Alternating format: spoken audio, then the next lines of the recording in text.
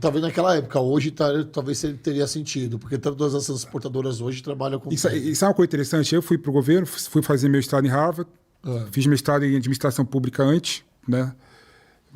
Fiz mestrado em Harvard, voltei, fui para a Secretaria de Assunto Estratégico do governo Dilma. Imagina, também no governo Alckmin, que era oposição ferrenha naquela época ao Lula. Sim. Aí depois fui para o governo Dilma. Ai, que legal. E sabe uma coisa... Era oposição total. Sabe uma coisa interessante que ninguém fala? Eu fui diretor da Caixa Imóveis no governo Bolsonaro. Oi? É isso. O que foi? Breaking news. Em 2000,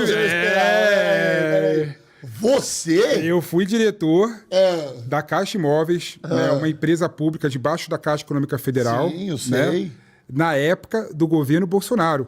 Eu assumi a presidência do Conselho de Administração na época do governo Temer e depois fui para a diretoria da Caixa Imóveis na época do Bolsonaro.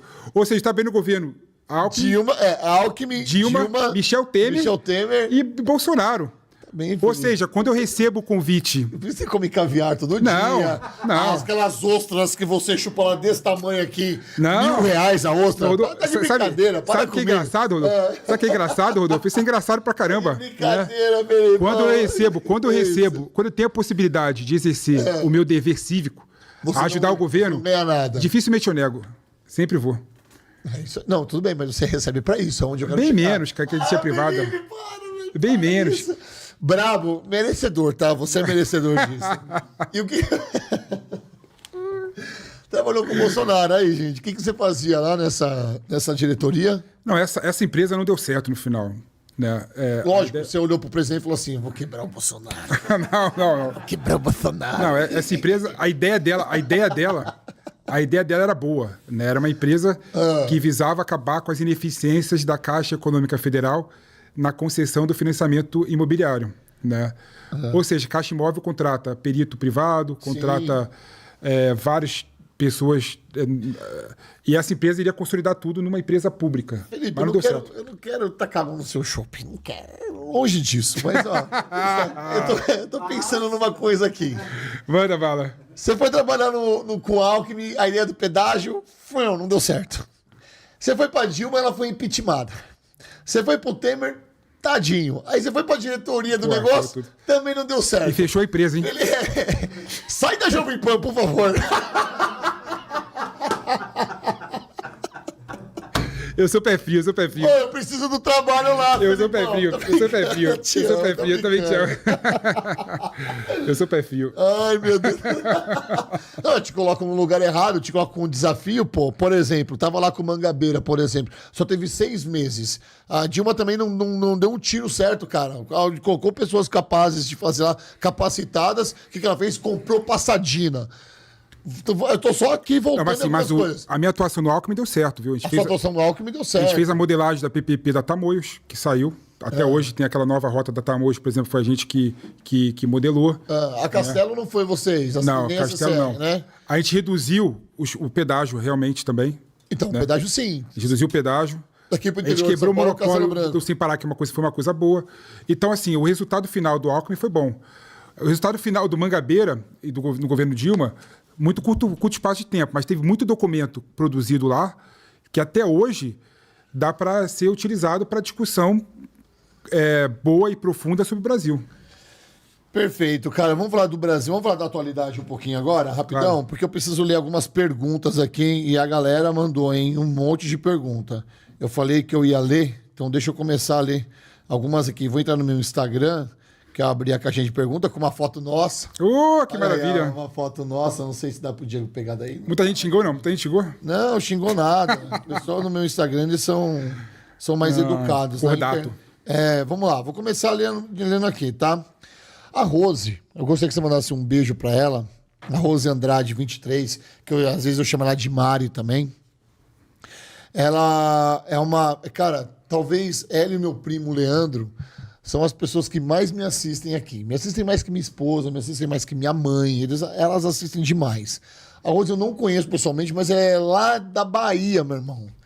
E só pra você ter uma noção, ela se envolve tanto nas causas, tanto na Jovem Pan ou aqui no Podcast Sem Filtro, que ela se envolveu também com o Instituto Forte. Ela Nossa, ajuda legal, lá da cara. Bahia, ela ajuda o Instituto Forte. Que Isso é legal. incrível. É uma pessoa que tem um coração gigantesco. Manda um beijo pra ela, pra Rose. Um beijo, Rose.